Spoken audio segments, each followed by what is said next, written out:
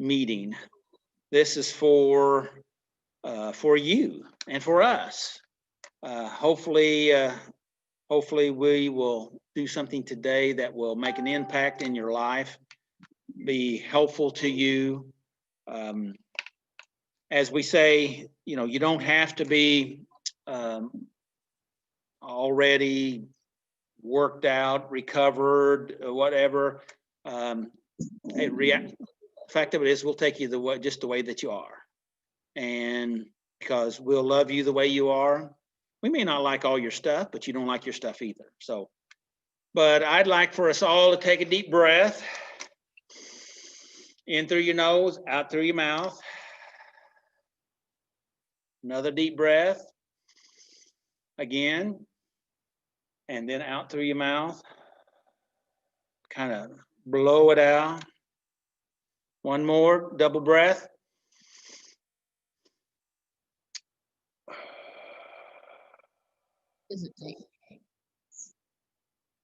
Now, my question to you guys, what is it that you really want? What I want is to have a meeting where we make a difference in people's lives, that we can make a connection. Deep breath. Another one. And exhale.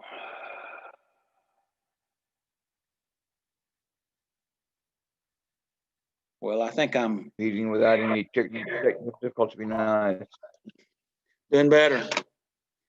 All right, I want to turn this over to our Mr. MC, and that's Paul. Thank you, Paul, for being here with us tonight. You are welcome. And for anybody watching out somewhere else, you're welcome too. One of the things that I love about Saturday Night Live is that we really do love you. When you look at who pops up tonight, those are people who care about you, even if they have never met you. And we want what's best, and we want to help give you some tools and something to change your lives. And you're welcome here, whether you're drunk or sober or clean or high, because our job and our goal is to help you build into a better life and give you information.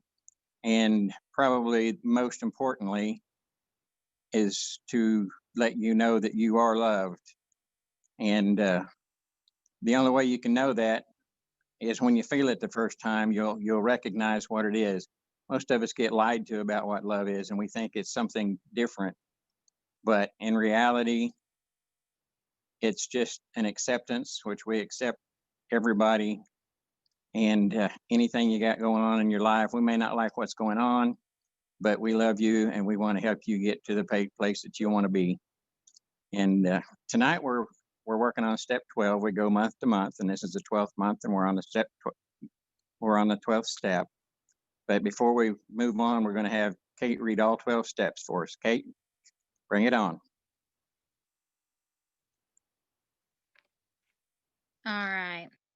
Step 1, we admitted that we were powerless over our problems and that our lives had become unmanageable. Step 2, we came to believe that a power greater than ourselves could restore us to sanity. Step 3, we made a decision to turn our wills and our lives over to the care of God. Step 4, we made a searching and fearless moral inventory of ourselves. Step 5, we admitted to God, to ourselves, and to another human being the exact nature of our wrongs. Step 6, we were entirely ready to have God remove these defects of character. Step 7, we humbly asked God to remove our shortcomings. Step 8, we made a list of all persons we had harmed and became willing to make amends to them all. Step 9, we made direct amends to such people wherever possible, except when to do so would injure them or others. Step 10, we continued to take personal inventory, and when we were wrong, promptly admitted it. Step 11, we sought through prayer and meditation to improve our conscious contact with God, praying only for knowledge of His will for us and the power to carry it out. And step 12, having had a spiritual awakening as a result of these steps, we tried to carry this message to others and to practice these principles in all our affairs. Thank you, Kate. Great job. Thank you. You're welcome. Boy, that was pretty good with Kate. She practiced up while she was gone last week. I certainly did. I think she's going to do them from memory next week. Am I? Just messing. For anybody who's not aware how this works, we do the steps month to month, and that's why we're on step 12. But starting next month, it'll be January, we'll be in step 1. And I just want to invite you to come along on the journey with us. Get your step guide, and we'll help you work your way through it. And now we're going to work on step 12 with Lisa. Lisa, come on down. Hey guys, so step 12, and as you see occasionally my picture changes, we work the steps out of the Life Recovery Bible. So I wanted to make sure and be able to share that with you so everybody could see what it looks like. So I was able to find that and put that up for you guys. Out of the Life Recovery Bible and step book, it breaks it up into little sections. And the section that I picked today was listening first. So not always something I do well, but we'll see what it says. So it says, having had a spiritual awakening as a result of these steps, we tried to carry this message to others and to practice these principles in all our affairs. We may be so excited about what God has done for us that we want to rush out and tell everyone our story. Or we may be very shy and hesitate to tell people, especially if we think they are better than we are. We all have a valuable story to tell. We just need to discover the best way to communicate it. God led the evangelist Philip to meet an influential traveler who had gone to Jerusalem to worship, and he was now returning. Reading aloud from the book of the prophet Isaiah, the Holy Spirit said to Philip, "Go over and walk alongside the carriage." Philip ran over and heard the man reading from the prophet Isaiah.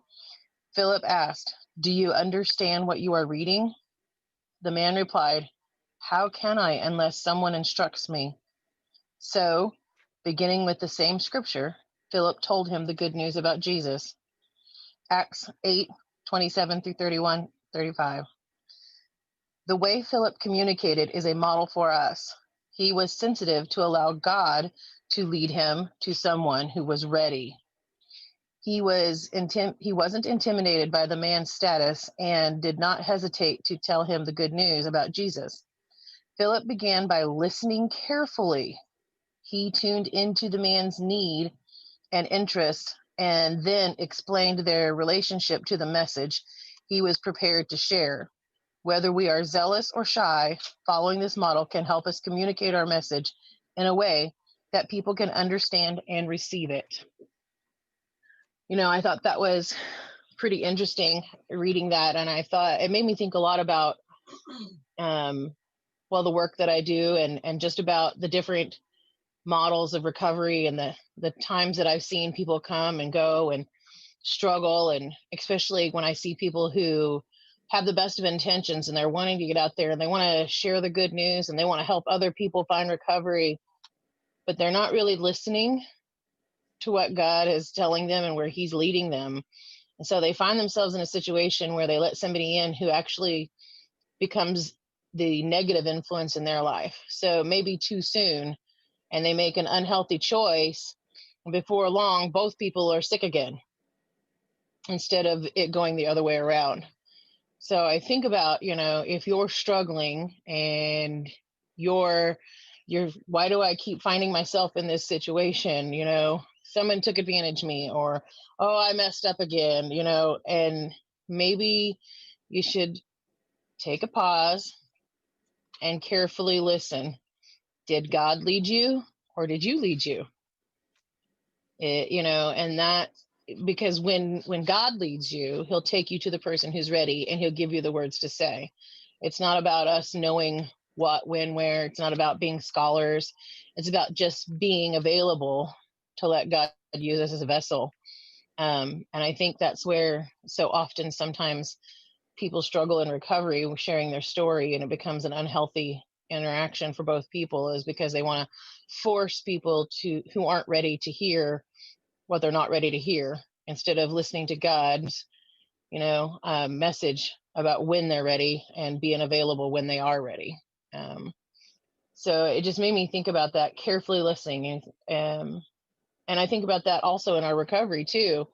How many times have we gone headstrong into, I'm going to work on this, especially as we're getting ready for step 1 coming around, and we're thinking about, what do I need to work on? What is, what every time I work these steps, God takes me to a new level, and I learn even more, and I get stronger and healthier, and my life seems to morph, and my recovery gets stronger. But how many times in the beginning did I go headlong into, oh, I got to work on this, like you hear Zach sometimes talking about, his cussing. I'm going to pick on him for a minute. You hear him talk about his cussing. He's going to work on his cussing, but really, God doesn't really want to work on his cussing. God wants to work on his anger. And God's like, if I can get you to stop smashing things, I don't care if you say a cuss word.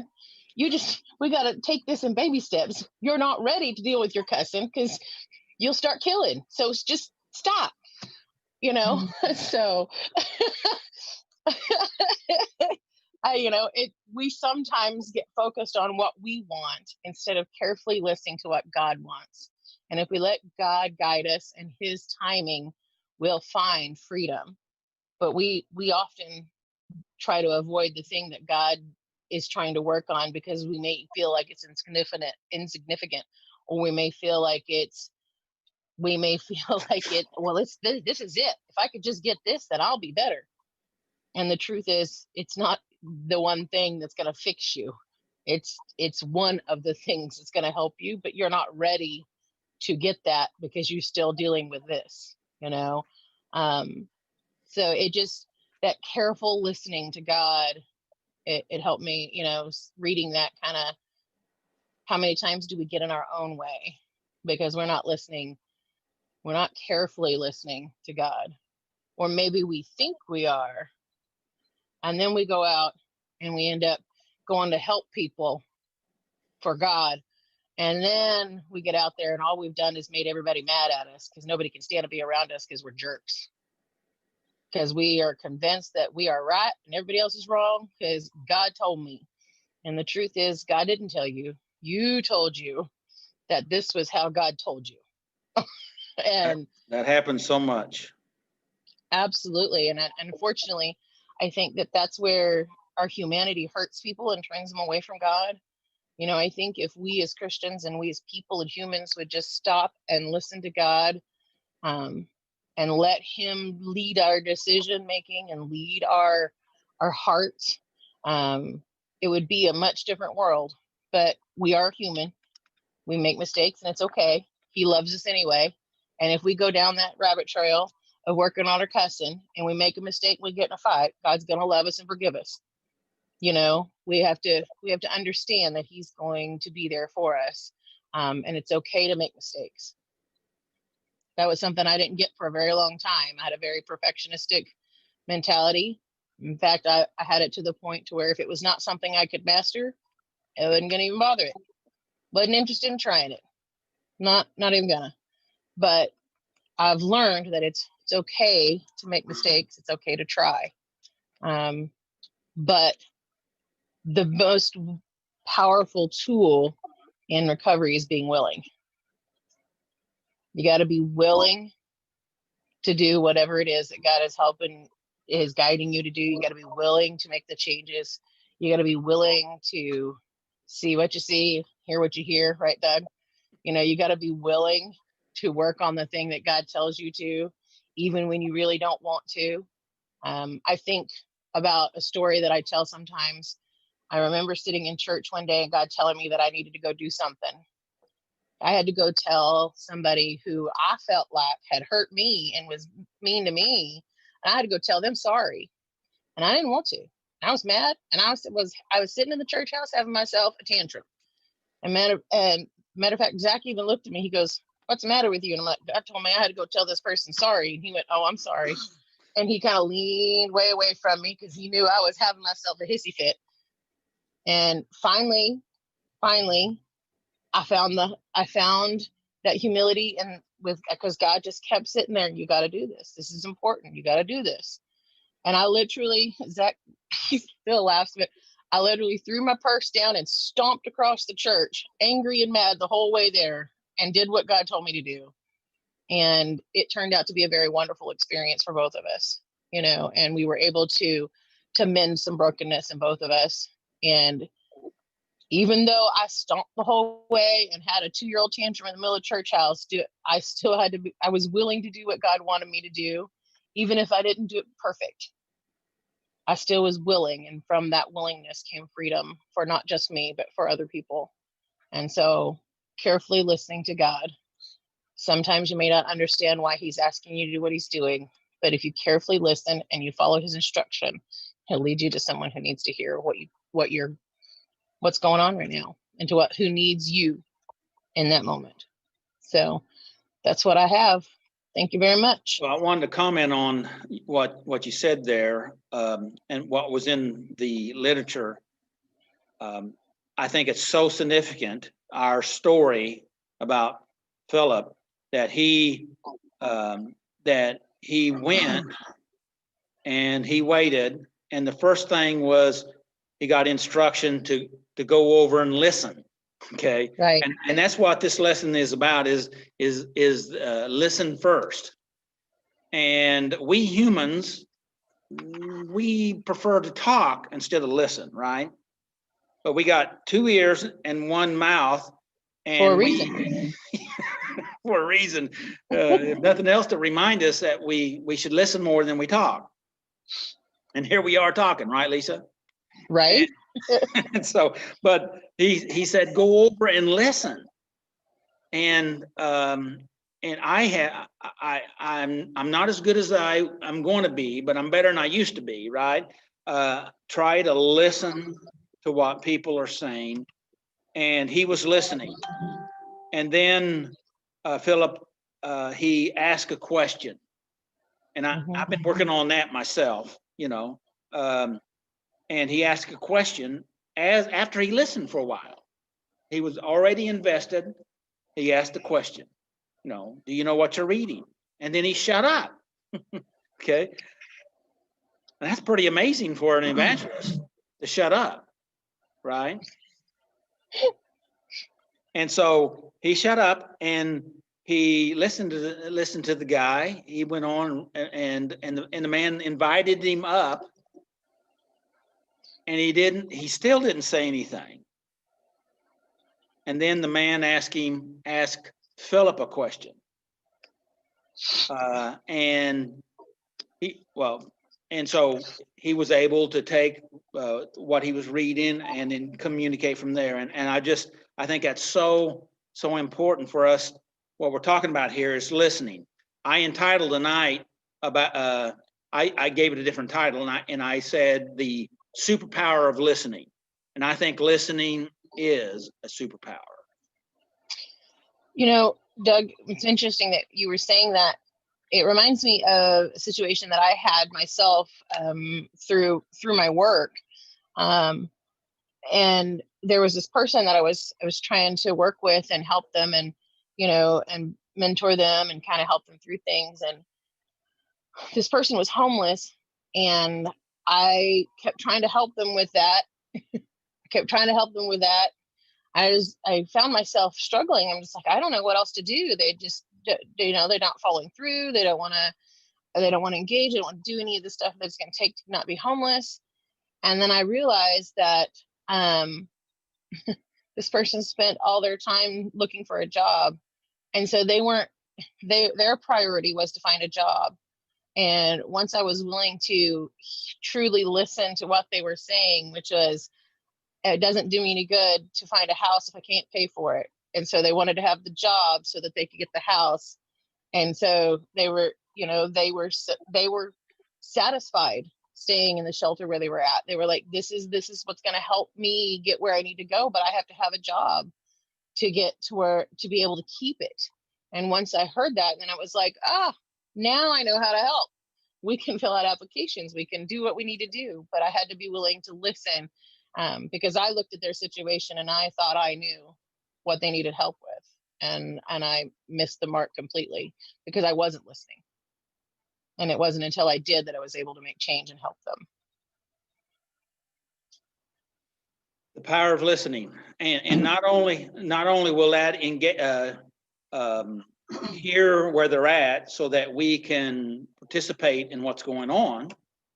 Instead of running our program, we get on their wavelength and get involved with their program. That's what really helps, right? That's what you were saying.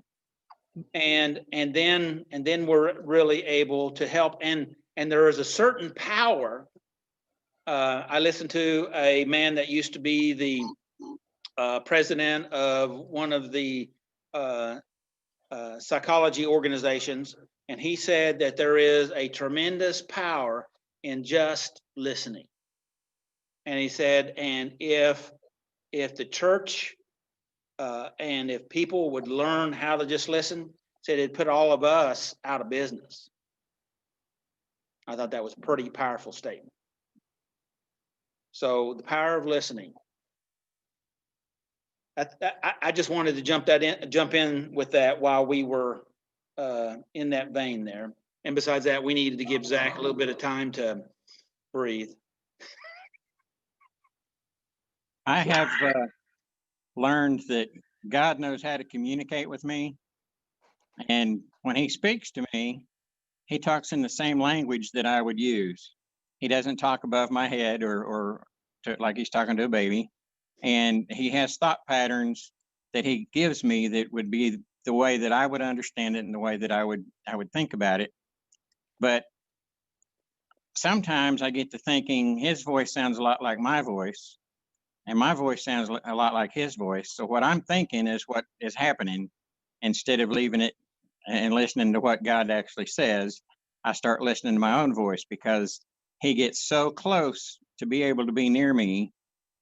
He speaks so clearly that he doesn't sound that much different than I do when he's talking to me. You know, there's not a great big booming voice in the clouds with thunder and lightning. He talks to me in what Hick from Joplin would understand. And sometimes I think, well, Hick from Joplin understands, so he doesn't need to listen to God's voice anymore. And I get myself in trouble. But it is true that listening is one of the hardest exercises we ever do. So I'm going to move on, and Zach is going to do reflection for us tonight. Zach, come on down. All right.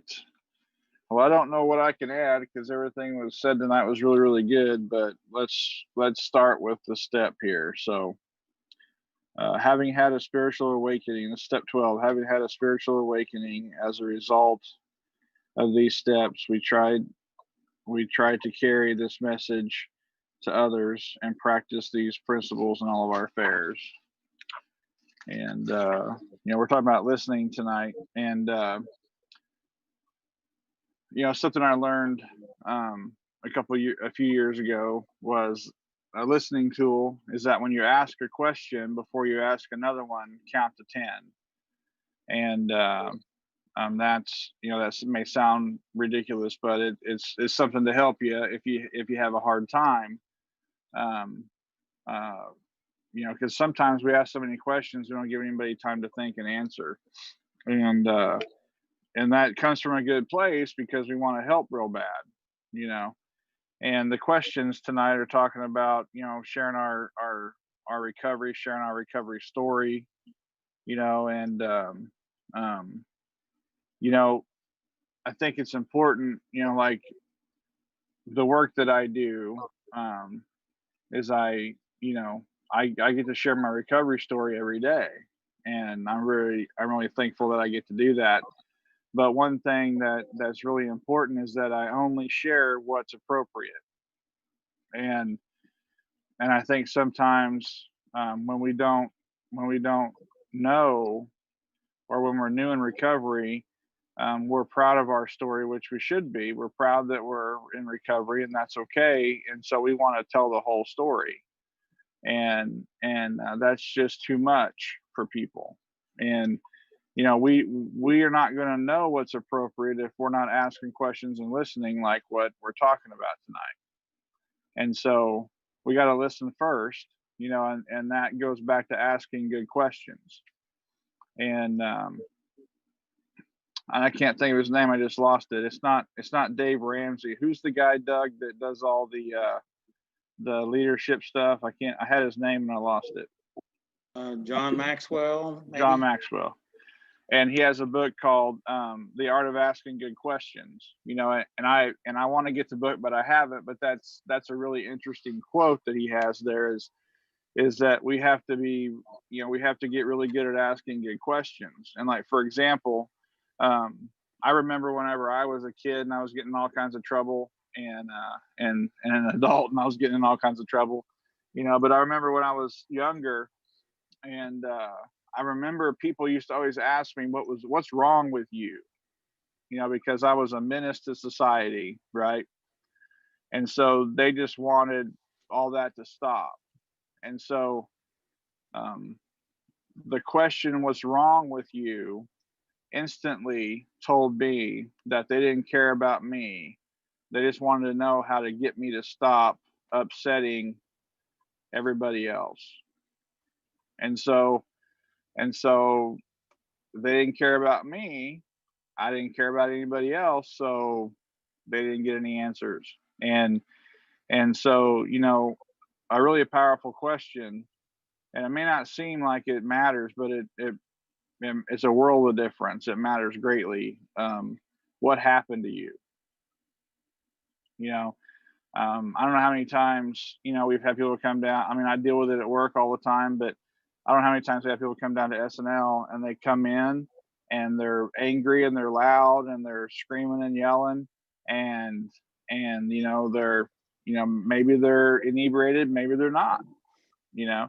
And you know, we try to quietly, respectfully, you know, we give them some warnings, and if they can't you know, respect everybody else in the room and quiet down, and they're too disruptive, when we ask them to go upstairs and kind of take a breather. We don't ask them to leave. We just say, hey, let's go upstairs and take a breather. And I'm usually, not always, but I'm usually the guy that goes upstairs. And you know, if I can talk to them, that's the first question I ask.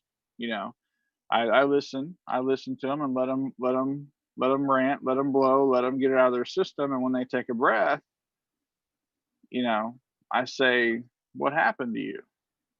You know, because something obviously happened. You know, it may have happened today, it may have happened a week ago, it may have happened 50 years ago, you know, but something happened. And that question may not seem like it's important, but it's a game changer. You know, I've had people that you know, have been, you know, in services, or been in counseling, or been in for the system, if you want to call it that, you know, for years and years and years, you know, 10, 15, 20 years. And they say, no one's ever asked me that question. And you think, well, how could no one ever ask you that question? You've been in front of so many educated people. And but you know, sometimes we miss the simple things. And so, you know, we got to listen, because if you truly want to help somebody, if you're not listening, then you know, you don't. And I'm gonna say something here, and I'm not trying to be harsh. It's gonna sound kind of harsh, and I think it's already been said, but I'm gonna kind of double down on it. If you're not willing to listen, then you don't want to help anybody. You may think you do, but the truth is that you're out there for you because you feel good. That makes you feel good. It makes you feel good to be out there trying to help those people, even if you used to be one of those people. You know, but you know, turn it around on me. If I'm out there trying to help somebody and I can't shut my mouth and listen to somebody else, however they want to deliver it, that I'm not out there for them, I'm out there for me. And you know, that's the first thing we need to ask ourselves. And because if we're not out there for them, then it's probably not safe for them or us, is it? And so, you know, listening first, because we really want to help them, and then asking good questions, you know, and you know, and then only sharing what's appropriate. We don't want to force feed them our whole story because, we want to share it because we're proud of it, and, sometimes it's just, they just need the part that we survived where they're at. They just need that step. And, sometimes they just need us to say, I feel your pain. Pain's universal. And, and, I think we said this last week, but don't fake an answer. If you don't know the answer, if you don't know what to say, you tell the truth, because everybody knows when you're lying. And it's okay to say I don't know. It's okay to say I'll find out, or let's pray about it, or you know what, let's go to somebody else who may know. And something Lisa said that was really, really good is don't diminish your story. I've talked to a lot of people, and I've been through a lot of things in my life. I've had a lot of trauma, and sometimes people walk up to me and go, well, man, I just couldn't do what you do because I just haven't been through hardly anything. I don't have any great big excuse for using drugs, or I haven't had a lot of bad things happen to me. I just made bad choices. And the truth is that we have to not measure ourselves with somebody else, because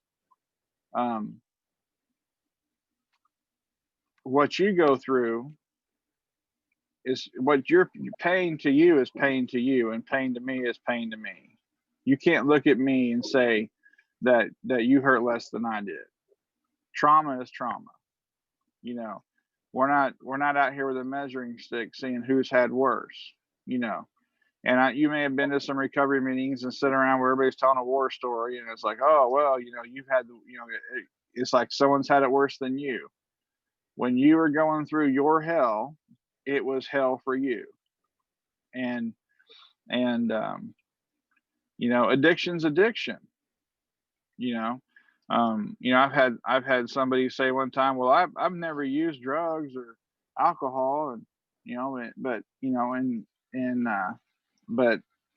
they had an anger problem, and I said, addiction's addiction, and it's not like you have to have certain addictions to qualify, and recovery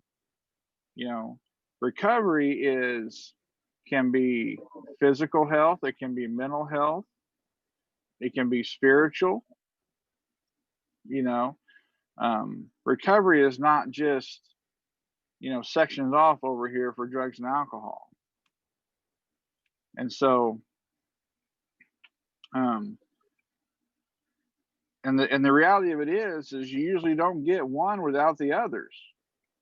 And you hear a new term, or it's been around for a while, but it's becoming more mainstream. You hear co-occurring, and it's kind of like the system's picking up on what we all knew, that you don't get the one without the others. They all kind of go hand in hand. I mean, if you're in physical pain and you're self-medicating to escape that physical pain, then now you have a substance abuse issue. And so now we have now we need physical recovery and substance abuse recovery. And now we have a spiritual crisis, because we have all kinds of emotions and feelings about that, don't we? So that's just an example. It's never one without the other, in my opinion. And so don't shortchange yourself that you don't have a story to share, and that your story is not just as powerful as somebody else's. And it's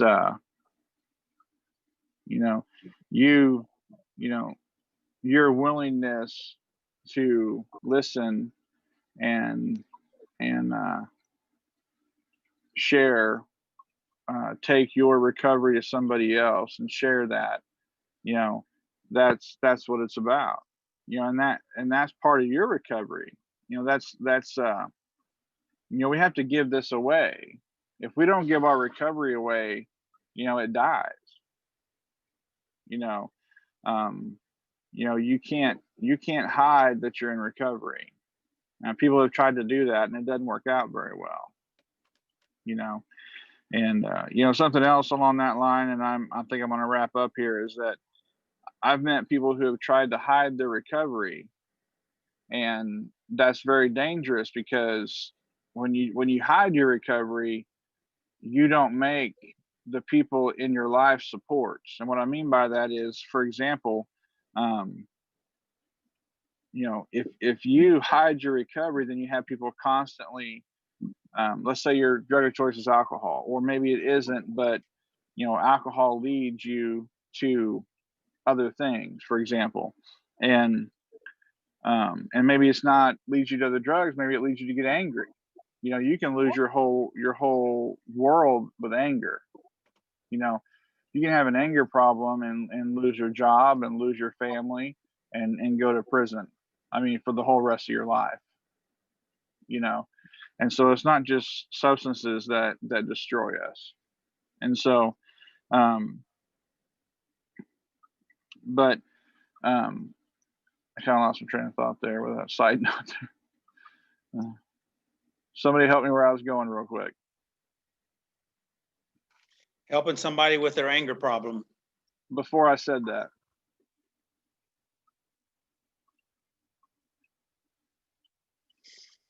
I don't know, but Elsie just texted me. She's not feeling well and she had to leave, and she wanted me to tell everybody that she loved them.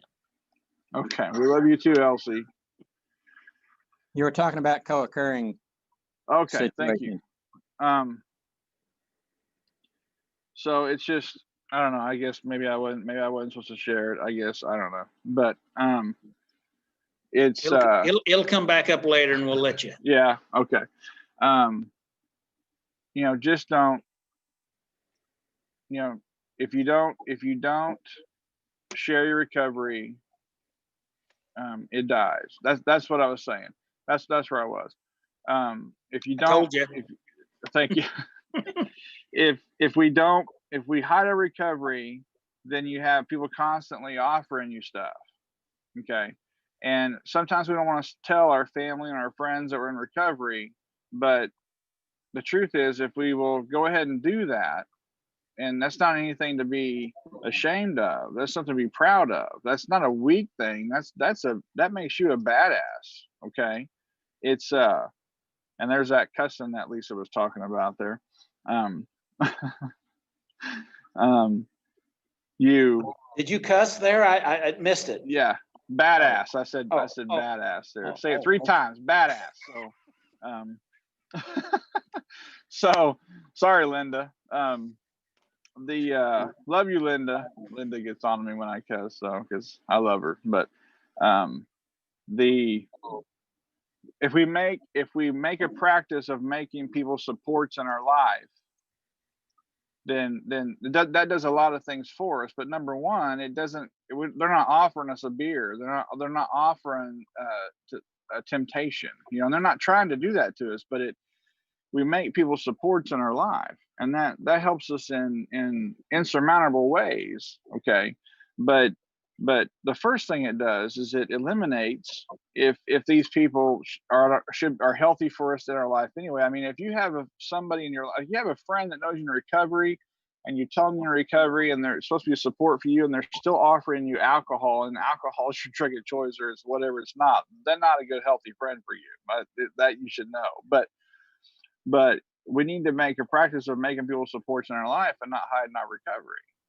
And because that's, you know, that kind of builds a safety net that they're not going to be offering us things, you know, because the truth is, you know, I've heard about dealers, believe it or not. Now you may call me crazy, but I've heard about dealers that people went in and told their dealer, I don't want to do this anymore. I want recovery, and they wouldn't sell to them.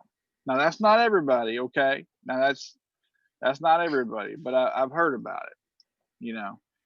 And since I cussed right there, I think I should explain something real quick. The thing that Lisa was bringing up, and it was all true, is that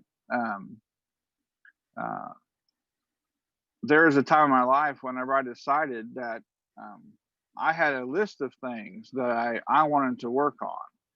And at the time, I didn't realize it. God helped me see it. You know how God helps you see those things that you hide from yourself?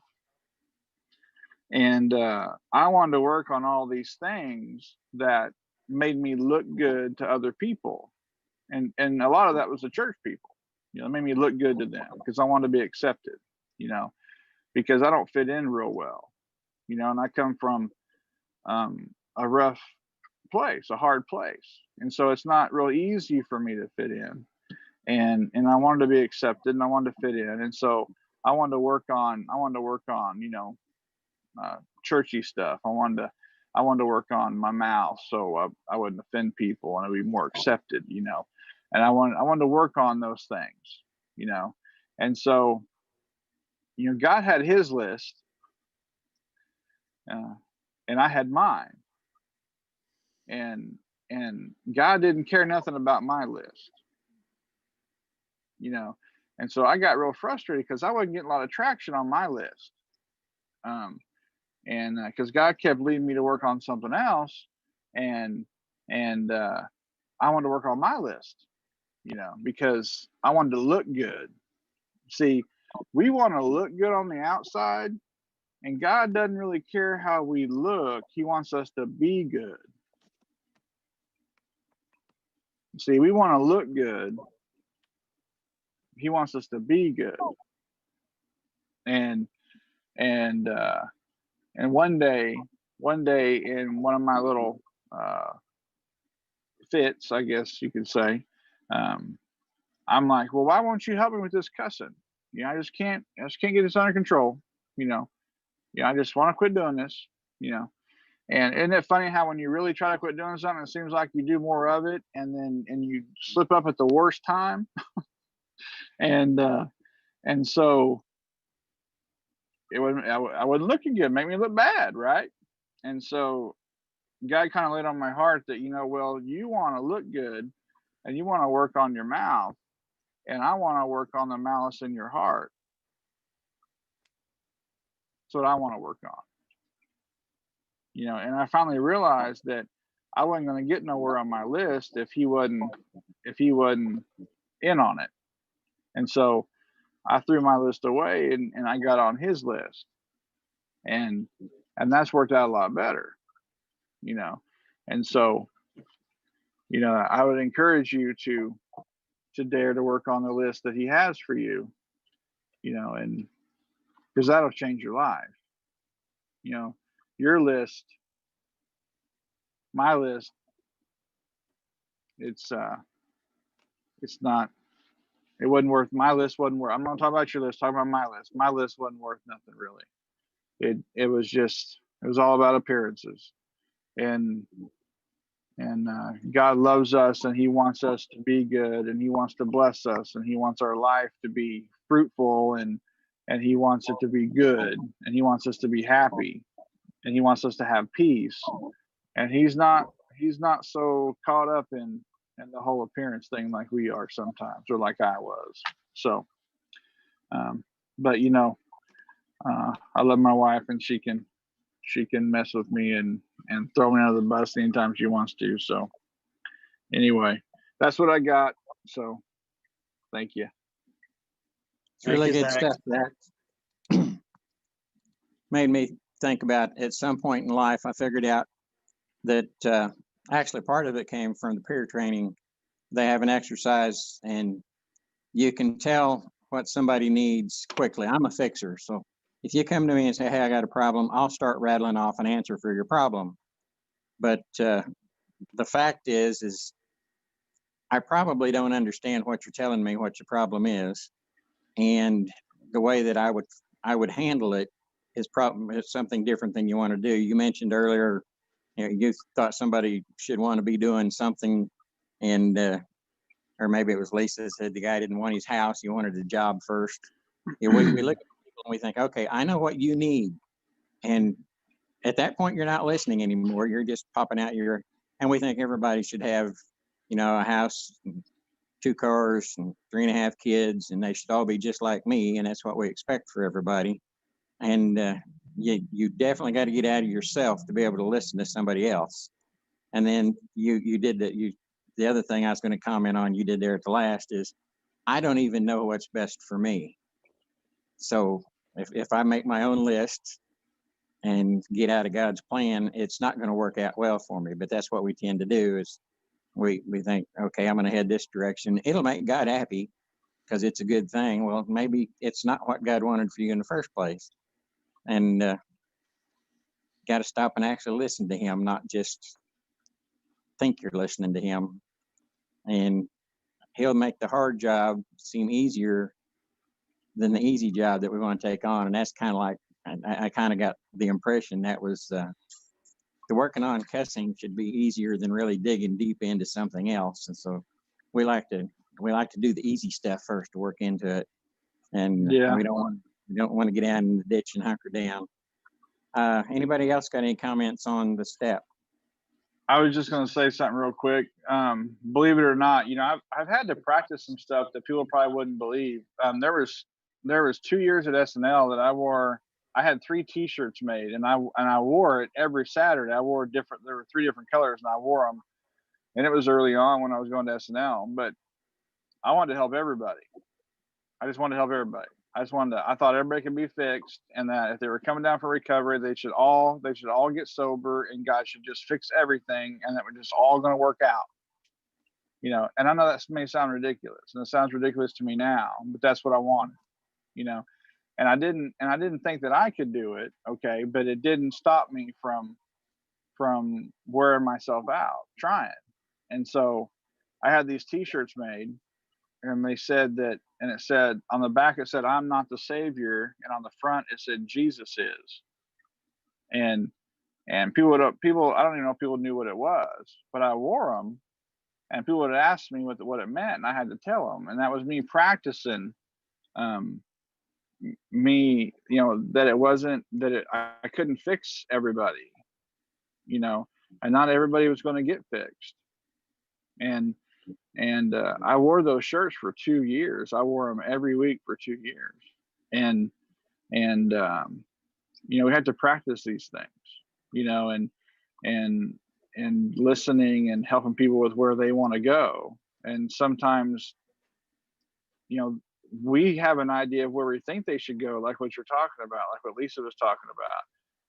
But that may not be where they want to go or where God even wants them to go, and so, but yeah, I think a lot of us are fixers, and I was working on my fixer. So.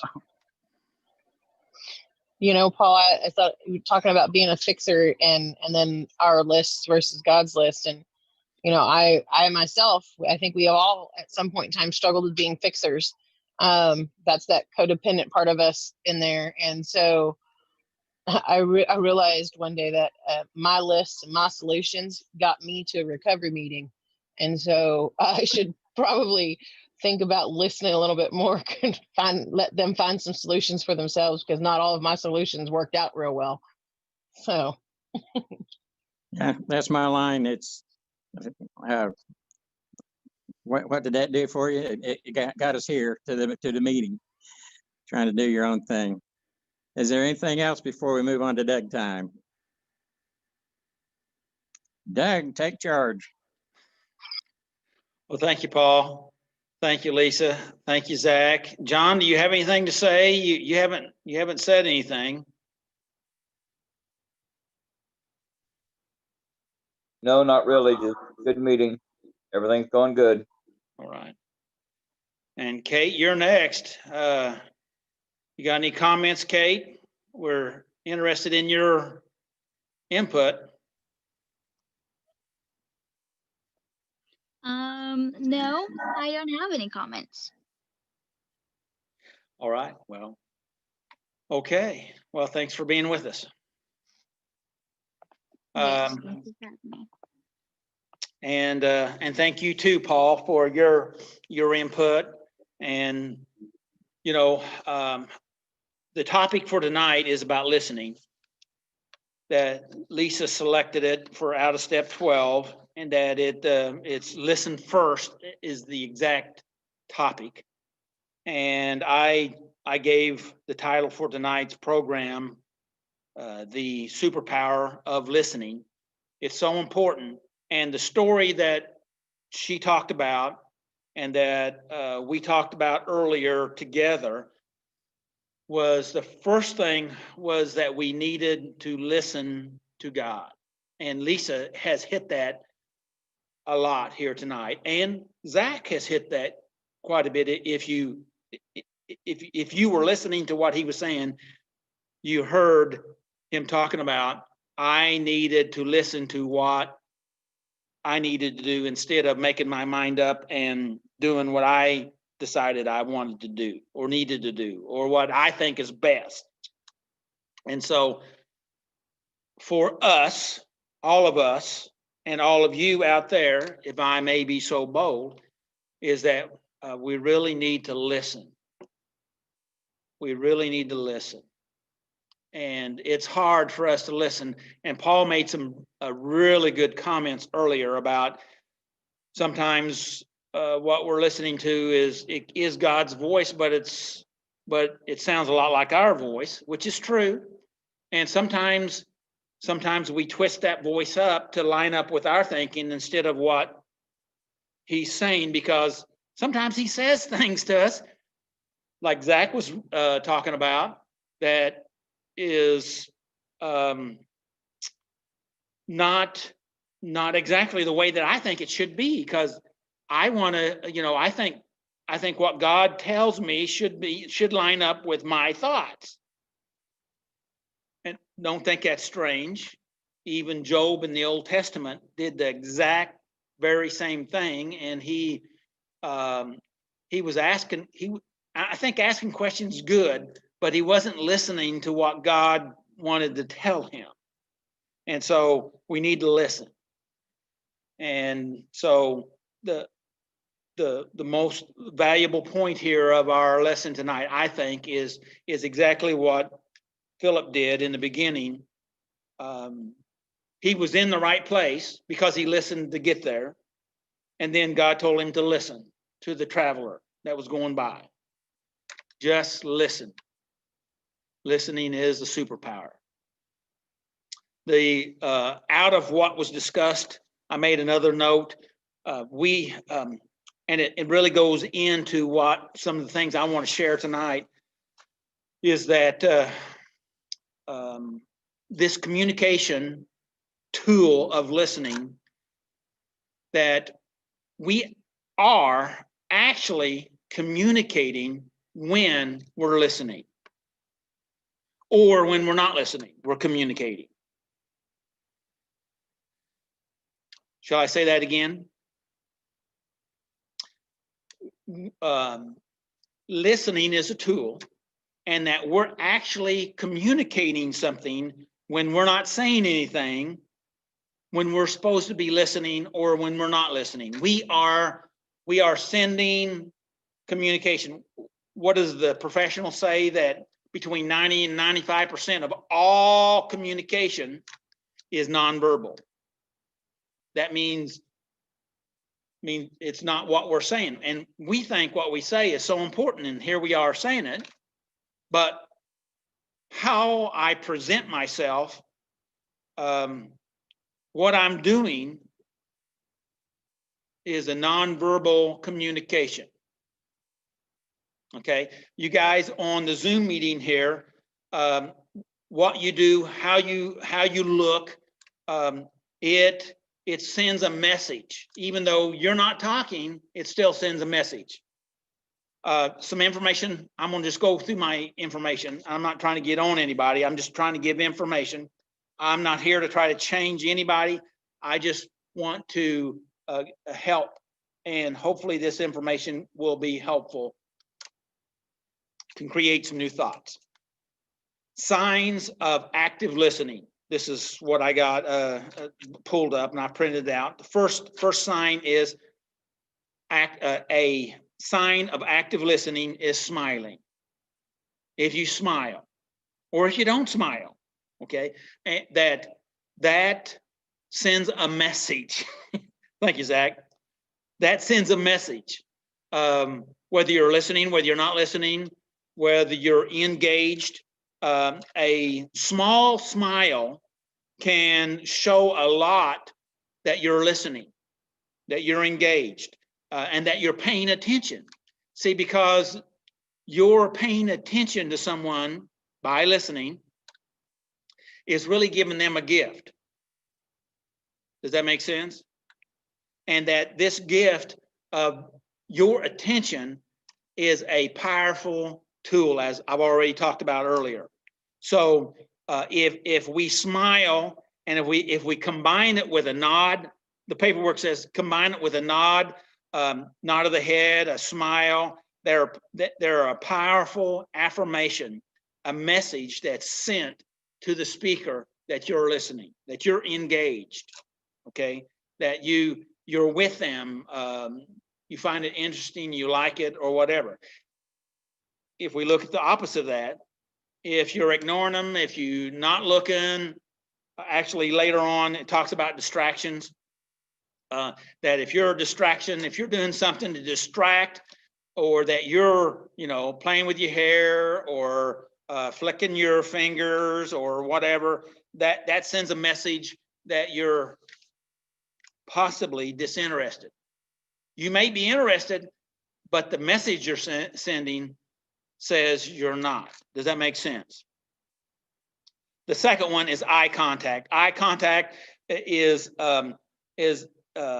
encourages people, because when you look with your eyes, people figure, they think, they believe that you are focused on what they're doing. And generally when somebody's talking to you, you focus. But if you look over their shoulder or away, the other day I had a gentleman in my office, and I have a thermometer on the wall that's with the clock, and I'd been running the heater in my office. My toes were cold, and I was afraid that it was getting too warm, so I looked over at the thermometer just to make sure, because I didn't want to get too warm. And he thought I was looking at the clock and that I was maybe wanting to get rid of him. Who knows what he was thinking? But I said, I'm not looking at the clock. Actually, I did not look at the clock, even though the clock was right there. I didn't see what the time was. I try not to look at the clock when people are in my office. The clock on my wall, unless I want to run them off. And Zach was looking at me with his one good eye. So there you go. I see you. I see you. Hey, do that again, Zach. I put you on the box there. That's my good eye. Thank you, Zach. I appreciate that. And so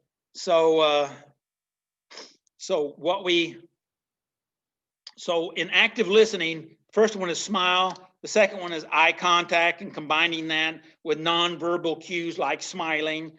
That encourages the speaker, that engages the speaker. And on Zoom, that tells information because they're watching you, even though you're in a little box, they're watching you and seeing how you're responding to it. Because when we're in the meeting down here in Saturday Night Live, and that's where I'm at, I'm in the meeting room at church.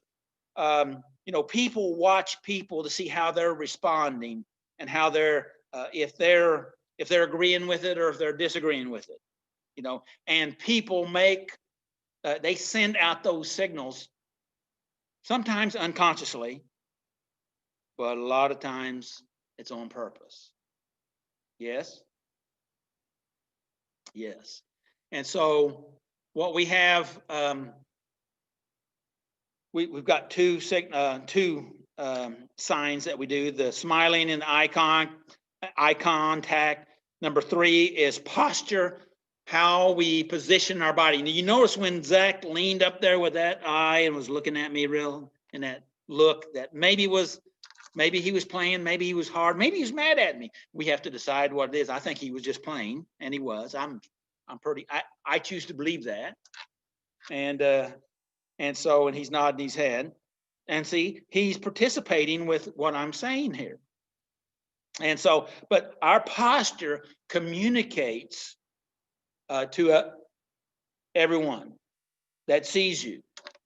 It's a visual thing, and if you believe in energetic effects, your posture sends out energy also, and whether it's a positive or a negative. Just so we're important. A listener is as important to the conversation as the one that's speaking. Okay. Number 4 is mirroring. Mirroring, if you listen to NLP information and other selling information, they talk about mirroring and how to make a connection with somebody is that you mirror them. In other words, if they're set in a particular way, you basically model their position, their body language. Okay, and doing that, and what you're trying to do is build rapport. Now, if you're mimicking them, or if you overdo that, if you're more focused on your shifting your posture to align with their posture, then they can pick up that actually you're not listening. You're trying to, shall we say, manipulate them with mirroring. And so there's a balance to everything. Okay, what I'm trying to say here. And so if we use facial features and that type of thing, it has an effect on the speaker and those around you. You're modeling. Just something to think about. And you can communicate sympathy and empathy and positive or sympathetic emotional feelings by how you model or move or position your body, which is very similar to the posturing that we talked about. The last one, 1, 2, 3, 4, fifth one is distraction or distractions. And that an active listener will not be a distraction. Okay, I'm reading that right off the paper. An active listener will not be a distraction. In other words, you won't. If you're a distraction, that means you shift the attention from the speaker. How many times have we seen some of that at Saturday night or in church? Somebody will be a distraction. Now, it's not exactly what is done, it's how you do it that will be a distraction, right? Okay. And so if you're fidgeting around, if you're making a lot of jerky movements, okay, you're a distraction. All right. And if you're doing that and somebody's speaking to you, that distracts the speaker from speaking, and it distracts anybody else that may be in an audience, even if it's not just one-on-one. If it's an audience still, these distractions are so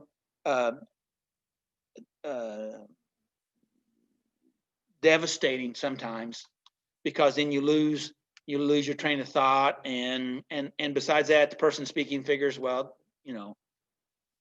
they're not interested, and so it just negatively affects it. And everybody knows what I'm saying, I'm assuming.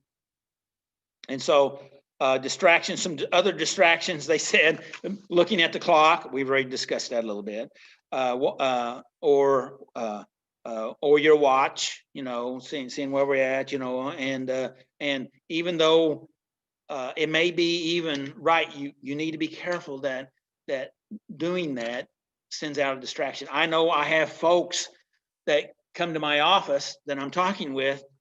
I have my phone sitting off to my side on a charger, and if for some reason it makes a noise and I look at it, it negatively affects, not everybody, but oftentimes it negatively affects the person that's in my office. Why? Because they say you've lost, I have lost your attention. And that says to them, whatever that is more important than me. Oh, sounds kind of hard, right? But isn't that the truth? So doodling. Now, some people just they say that they can hear. Some people can do multiple things, but and that may be the case. But sometimes, according to the paperwork here, I'll blame it on that. Okay, according to the paperwork, doodling can be a distraction. Playing with your hair can be a distraction. Picking your fingernails, or how about your nose, can be a distraction. You know, things that can be. So we need to be aware. We need to be conscious of the messages that we're sending, because even though you're not talking, you're still communicating. That's what I'm trying. That's what I'm trying to say. Okay. And if you're actively listening, I'm going to turn this just a bit. I'm leaving the paperwork. If we're actively listening, then and we are engaged, we're visually, emotionally, our posture, we're leaning forward, we're trying to hear what's going on and receive it. You know, I listened to some information a long time ago. They talked about when you're driving in fog, oftentimes most of us lean into the steering wheel so that we can see.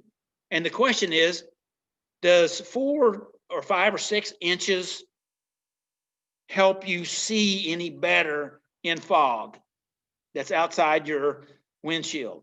Well, the truth is probably not, but the leaning in and the focused concentration and narrowing down maybe the distractions by 4 or 5 inches doesn't really increase what you see out there, but it helps you to be more focused and it eliminates some of the distractions. Does that make any type of sense?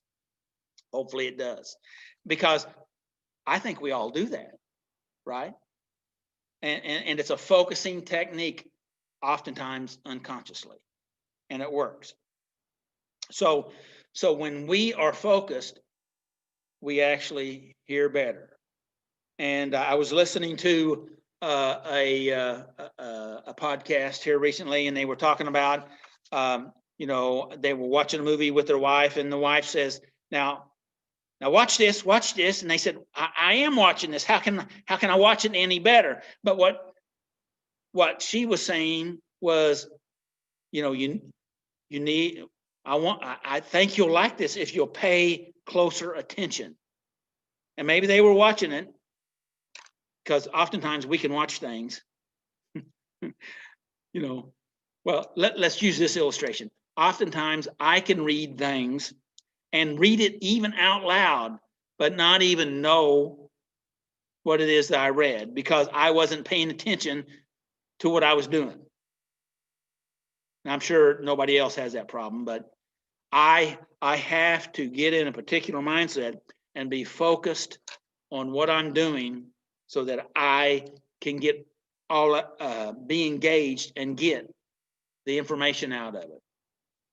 I'm not that good a reader anyway, so I have to eliminate my distractions. Okay, and early in the mornings is my best mental time where I can engage. There's other times I'm able to do it if I'm able to be focused and able to eliminate the distractions and engage that. Now I know I've deviated from what we're talking about here, but it's about focus there. So anyway, those are some things that can help you in focusing. I have, and one of the things that Zach was talking about earlier, and this is some other information that I got that I think is really important, and talking about helping people. And this statement, I have not really heard too many people say it along this line, but it's actually a principle that I practice, and that is the person with the problem actually has the solution. And if we can help them go down through the go down through the layers, like the question that I talked about last week, if you were willing to see what you see and know what you know, and you go down through those layers, just get off the surface and get down into your deeper thinking, you start to hear things come out of your mouth that you didn't realize was in there. And you do that by probing or someone asking the question and giving you space and holding space so that you have time to process that. And that's part of this superpower of listening. Yes, asking questions and then shutting up. And that's what Philip was doing there. He asked a question and he shut up.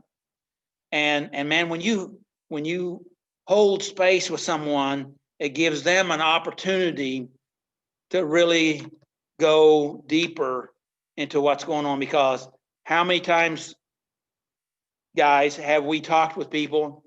And I have done it here at Saturday night from the podium. People would ask me a question, and I'd ask them to restate that question.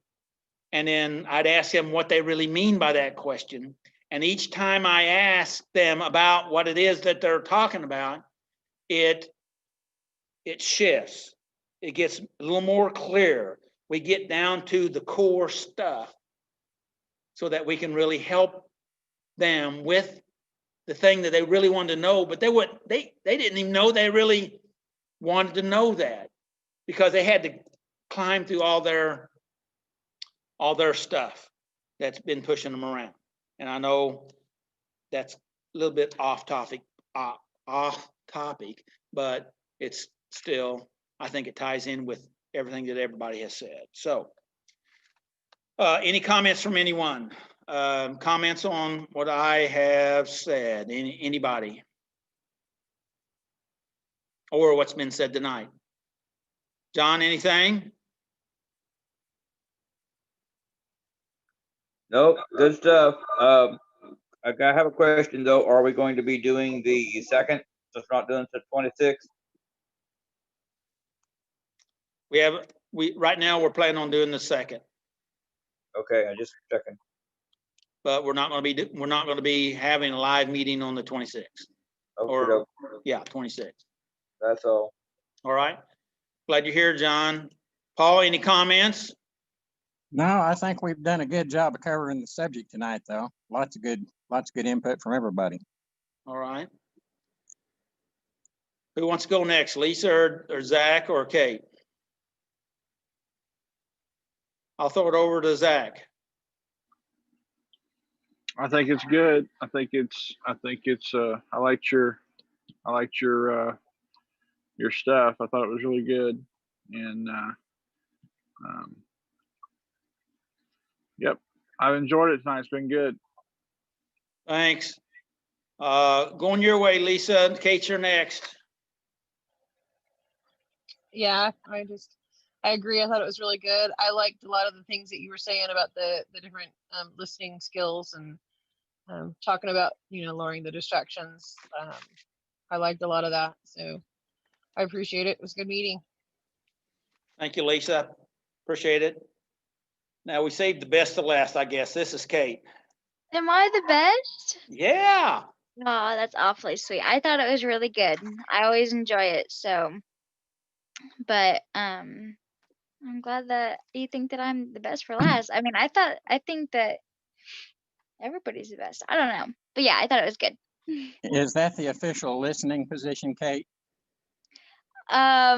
It is. Yeah. This is how it goes. It was a long day, so.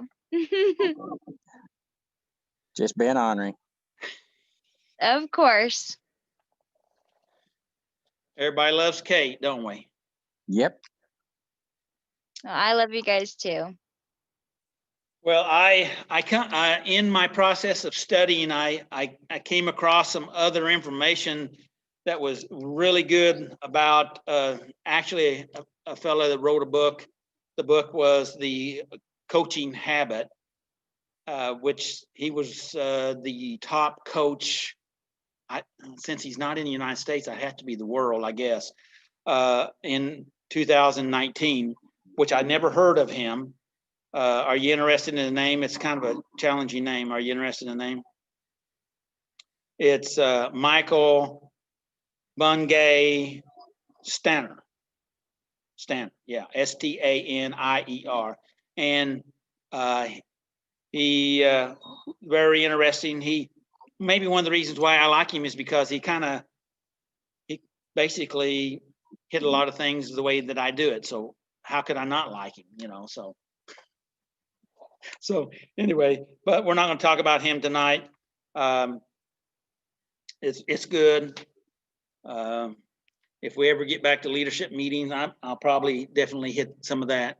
So, but anyway, for tonight, thank you, team. Thank you. Oh, I appreciate it.